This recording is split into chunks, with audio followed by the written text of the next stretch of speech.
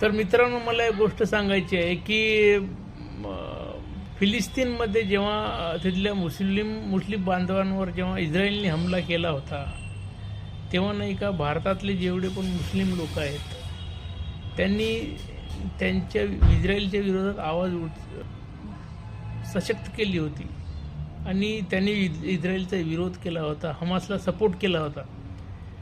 आणि आज बांगलादेशमध्ये जेवढे पण तिथले लोक शिकार होत आहेत जिहाद्यांच्या हातून, ते सगळे SC ST समाजाची लोक आहेत. त्यांच्यावर खूप अत्याचार होत आहे, त्यांना घरातून हाकलून त्यांची घरं जाळत आहे, मुलींवर बलात्कार होत आहेत. तरी पण आज इथला एक पण SC ST OBC समाजाचा अथवा कुठल्याही समाजाचा नेता त्याबद्दल चूप पण नाही करत आहे. हे किती दुःखद गोष्ट आहे.